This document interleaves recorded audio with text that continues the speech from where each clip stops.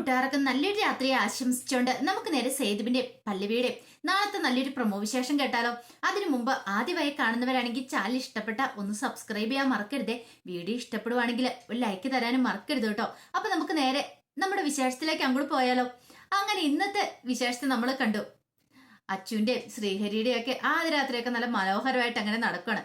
പിറ്റേ ദിവസം രാവിലെ തന്നെ അച്ചു അടുക്കളയിൽ കയറി ശ്രീഹരിക്കുള്ള ചായയൊക്കെ ഉണ്ടാക്കി നേരെ ശ്രീഹരിയുടെ അടുത്തേക്ക് ചെല്ലുവാണ്.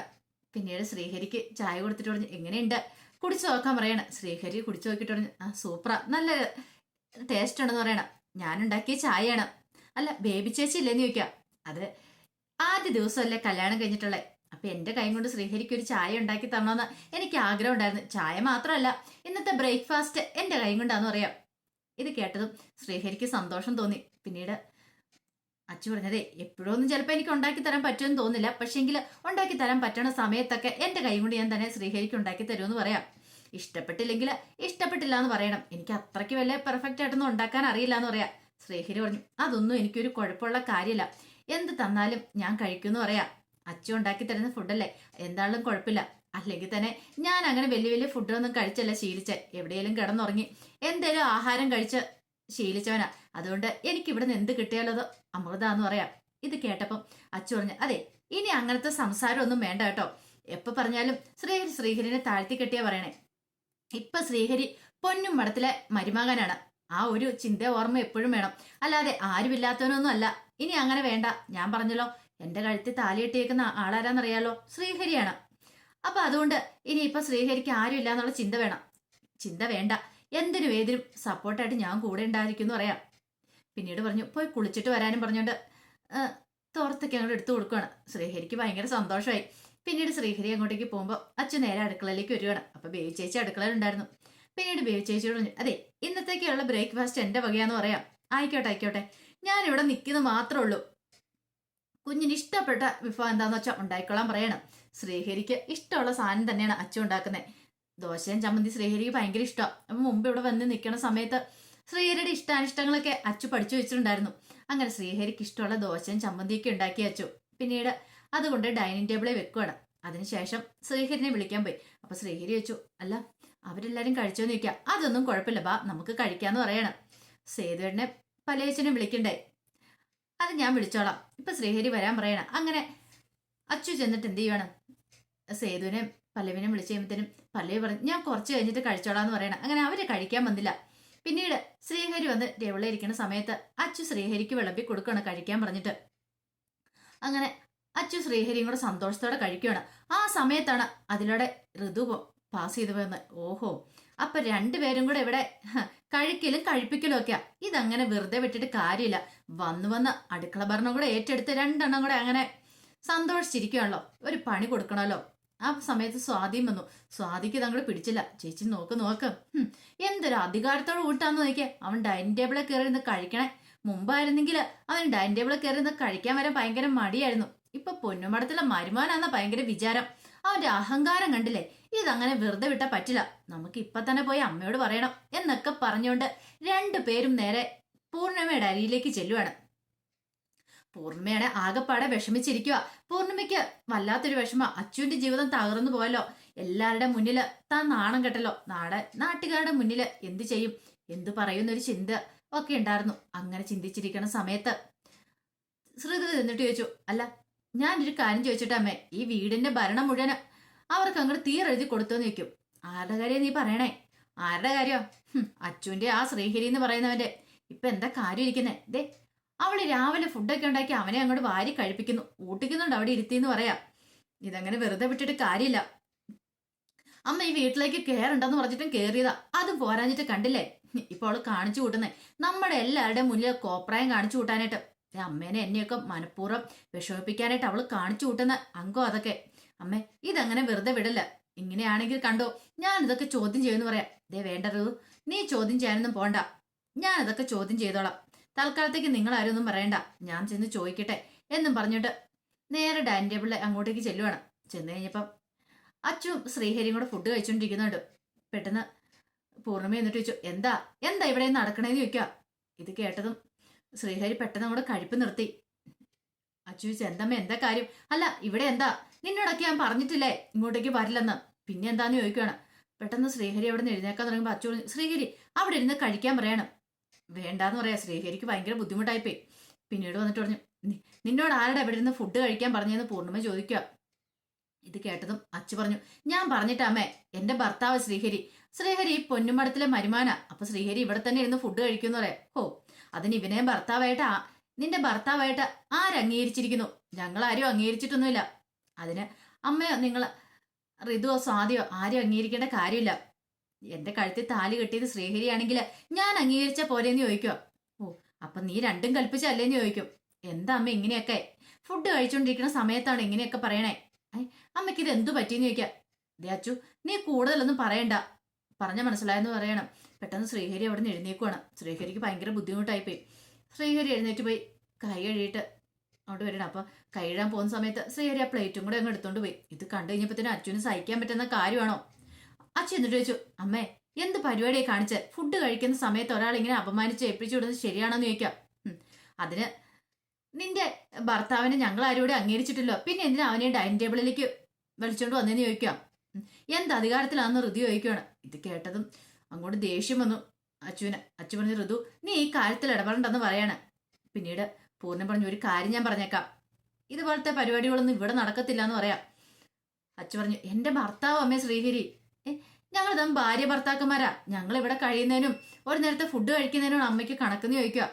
ദേ വേണേ നിനക്ക് തന്നെ ഇവിടെ നിൽക്കാം, പക്ഷേങ്കില് ഇവിടെ നിർത്തിയിട്ട് ഇമാതിരി കലാപരിപാടികളൊന്നും നടക്കില്ല എന്ന് പറയണം. ഇത് കേട്ടത് അച്ചു പറഞ്ഞു, പൊന്നുമടത്തിലെ മരുമകനാണ് ശ്രീഹരിയെങ്കില് ശ്രീഹരി ഇവിടെ തന്നെ കാണും. എന്റെ കഴുത്തിൽ താലിയാർത്തി ശ്രീഹരിയാണെങ്കിൽ ശ്രീഹരി ഇവിടെ നിന്ന് എങ്ങോട്ടും പോകാൻ പോകുന്നില്ല. ഇത് ഈ അച്ചോ പറയണേന്ന് പറയണം. ഇത് കേട്ടതും പൂർണ്ണിമ ഒരു നിമിഷം ഞെട്ടിപ്പോയി. ഇങ്ങനെയൊന്നും പറയുന്നതല്ലായിരുന്നു. പെട്ടെന്ന് തന്നെ അവിടെ നിന്നിട്ട് ഋതു പറഞ്ഞു, എന്താ അഹങ്കാരമാന്ന് നോക്കിയേ.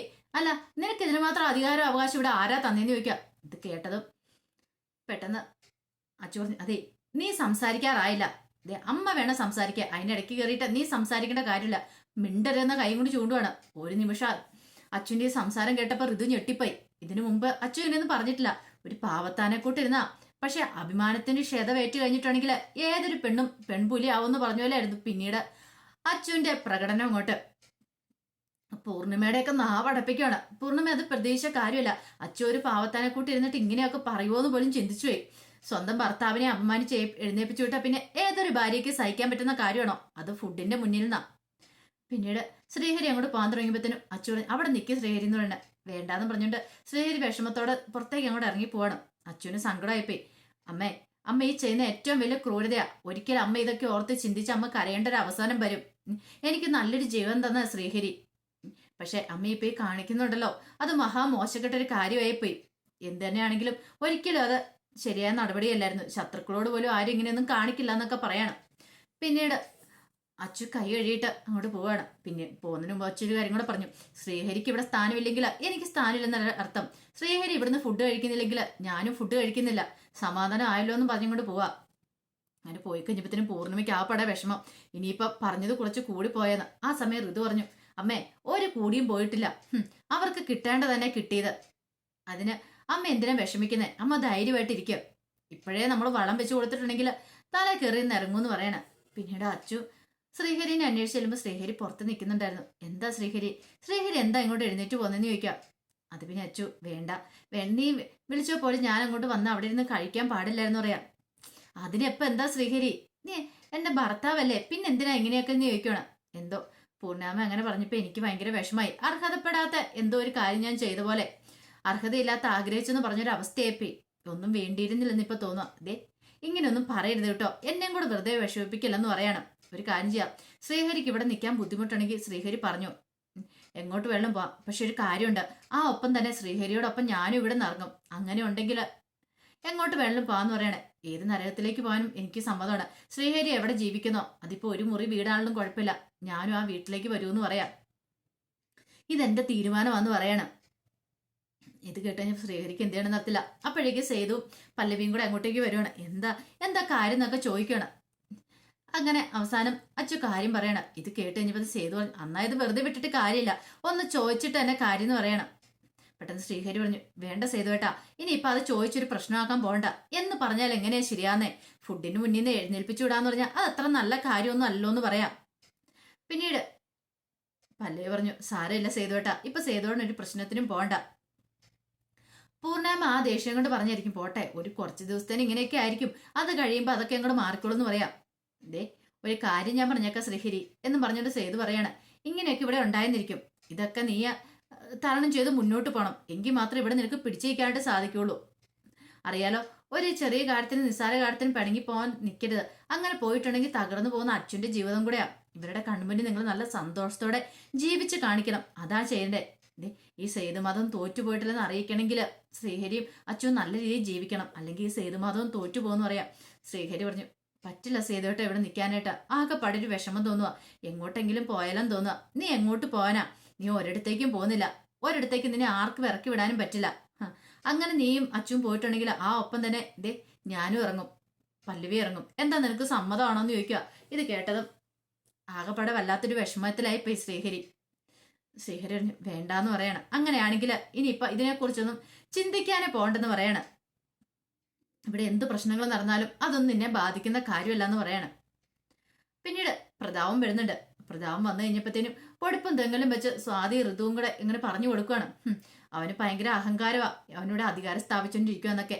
കേട്ട പാതി കേൾക്കാത്ത പാതി പ്രതാപം നേരെ പൂർണ്ണിമ എടുത്തേക്കില്ല. എന്താ ചേച്ചി ഇത്? അവരാണ് ഇവിടുന്ന് എത്രയും പെടുന്ന് പറഞ്ഞുണ്ടായിരുന്നോ? അച്ഛനോട് ഇവിടെ വേണം നിന്നോളം പറ, പക്ഷെ അവനെ ഇവിടുന്ന് പറഞ്ഞു വരുന്നുണ്ടായിരുന്നോ? ഇപ്പൊ തന്നെ കണ്ടില്ലേ, ആ നിഖിലിന്റെയൊക്കെ മുന്നിൽ ഞാൻ നാണം കെട്ടേനൊരു അറുതിയില്ല. എല്ലാരും കൂടെ എന്നെ ആകെപ്പാടെ വലിച്ചു കയറി. ഇതിൽ പരം ഒരു നാണക്കേട് വേറെ വരാനില്ല. എന്നിട്ടോ ഇപ്പൊ ഒരുത്തനെ വെച്ചിട്ടില്ലേ? ഇങ്ങനെ പോയിട്ടുണ്ടെങ്കിൽ അവസാനം കണ്ടോ, ഈ പൊന്നുമ്പടം ആ ടെക്സ്റ്റൈൽ ഷോപ്പും എല്ലാം കൂടെ ഈ പറയുന്ന സേതു ആ ശ്രീഹരി എല്ലാം സ്വന്തമാക്കും. ഇനിയിപ്പൊ പൂർണ്ണിമേച്ചേനെയും ബാക്കി 2 ഋതുവിനെയും സ്വാധീനം എല്ലാരും കൂടെ ഈ വീട്ടിൽ നിന്ന് അടിച്ചിറക്കുകയും ചെയ്യും. അത് മിക്കവാറും ഞാൻ കണ്ടുവരുമെന്ന് എനിക്ക് തോന്നേ. അതിനൊക്കെ ഉള്ളത് കാണുന്നുണ്ടെന്ന് പറയണം. ഇത് കേട്ടോ പൂർണ്ണം പറഞ്ഞു, എന്റെ കൊക്കന് ജീവനുണ്ട്, അത് നടക്കില്ല എന്ന് പറയണം. ഇതൊക്കെ പറഞ്ഞുകൊണ്ട് ചേച്ചി ഇവിടെ ഇരിക്കും. ചേച്ചിക്ക് എന്തെങ്കിലും ചെയ്യാൻ പറ്റുമോ? അല്ലെങ്കിൽ തന്നെ അവൻ മുന്നിട്ടിറങ്ങിയ നടത്തിയ കല്യാണമല്ലേ, അവസാനം ചേച്ചിക്ക് എന്തെങ്കിലും ചെയ്യാൻ പറ്റുമോ? വെറുതെ കാഴ്ചക്കാരായിട്ട് നോക്കി നിൽക്കാനല്ലേ പറ്റുള്ളൂ. അപ്പൊ അതുപോലെ തന്നെ ആയിരിക്കും ഇനി നടക്കാൻ പോകുന്ന കാര്യങ്ങള്. അതുകൊണ്ട് ചേച്ചി ഒന്ന് സൂക്ഷിച്ചില്ലേ കണ്ടോ. ചേച്ചിനെ 2 പെൺമക്കളെ അവനും കൂടെ ചേർന്നിട്ട് ഇവിടുന്ന് അടിച്ചിറക്കും, ആ പല്ലവി സേതുവും കൂടെ ചേർന്നിട്ട്. പിന്നെ കണ്ടോ, അവരുടെ ആധിപത്യമായിരിക്കും ഇവിടെ നടക്കാൻ പോണെന്ന് പറയാ. ഞാൻ പറയാനുള്ളൂ പറഞ്ഞ് എന്നൊക്കെ പറയാണ്. അങ്ങനെ എരുതിയിലേക്ക് എണ്ണ ഒഴിച്ച് കൊടുക്കുവാണ് പ്രതാപന്. എല്ലാം കേട്ട് കഴിഞ്ഞപ്പോഴത്തേനും പൂർണ്ണിമയ്ക്ക് ആപ്പാട് ടെൻഷനായി. ഇനിയിപ്പോ എന്താ ചെയ്യേണ്ടതെന്ന് അറിയത്തില്ല, ആകപ്പാടെ ഒരു വിഷമമായി. പിന്നീട് പ്രതാപൻ അങ്ങോട്ടേക്ക് പോവാണ്. അപ്പൊ പൂർണ്ണിമ ചില തീരുമാനങ്ങളൊക്കെ എടുക്കുക. പക്ഷെ അച്ചു ആരാ മോള്? അച്ചു ആണെങ്കിൽ ഒരു കാരണവശാലും താൻ ഈ പൊന്നുമടത്തിൽ നിന്ന് ഇറങ്ങുന്നില്ല എന്നൊരു തീരുമാനം തന്നെ എടുക്കുകയാണ്. ഇനിയിപ്പൊ എന്തൊക്കെയായാലും ശ്രീഹരി തന്റെ ഭർത്താവാണെങ്കിൽ ശ്രീഹരി ഇവിടെ തന്നെ കാണുമെന്ന്. അത് മാത്രമല്ല, അതിനുശേഷം ഋതു സാധ്യം കൂടെ അച്ഛൻ്റെ അടുത്തേക്ക് വരുന്നുണ്ട്. അച്ഛനെ ഒന്ന് ഉപദേശിച്ച് നേരെയാക്കാനായിട്ടാണ് വരുന്നത്. നേരെ ആക്കുവാണെങ്കിൽ നേരെ ആവട്ടെ എന്ന് കരുതിയിട്ട്. പക്ഷേങ്കിൽ അവിടെ വെച്ച് ഋതുവിനെ പൊളിച്ചടക്കുന്നുണ്ട്. കാരണം ഋതു ആണ് ആ കല്യാണം നിഖിലുമായിട്ടുള്ള കല്യാണത്തിന് മുമ്പ് തട്ടിക്കൊണ്ടുപോലെ നാടകം നടത്തിയെന്നൊക്കെ അച്ഛൻ അറിയാവുന്ന കാര്യമാണ്. അത് പക്ഷെ അച്ഛൻ ആരോടും ആ കുടുംബത്തിൽ പറഞ്ഞിട്ടുണ്ടായിരുന്നില്ല. പിന്നെ ആ കാര്യം പറഞ്ഞിട്ട് ഋതുവിനെ അവിടെ ഇട്ട് പഞ്ഞിക്കിടുന്നുണ്ട്. ഇത്രയും നാളത്തെ അച്ഛനല്ല, സ്വന്തം ഭർത്താവിന് വേണ്ടിയിട്ട് അല്ലെങ്കിൽ തങ്ങൾക്കൊരു നല്ല ജീവിതം കിട്ടാൻ വേണ്ടിയിട്ട് അവിടെ കിടന്ന് ഫൈറ്റ് ചെയ്യുക തന്നെ ചെയ്യുവാണ്. അപ്പൊ അതിന്റെ വിശേഷങ്ങളൊക്കെ നാളെ നമ്മൾ കാണാൻ പോകുന്നത്. ആ വിശേഷങ്ങളൊക്കെ നമുക്ക് എല്ലാവർക്കും കാത്തിരിക്കാം കേട്ടോ. ഒരിക്കൽ കൂടി എല്ലാവർക്കും നല്ലൊരു രാത്രി ആശംസിച്ചുകൊണ്ട് നിർത്തുന്നു. നന്ദി.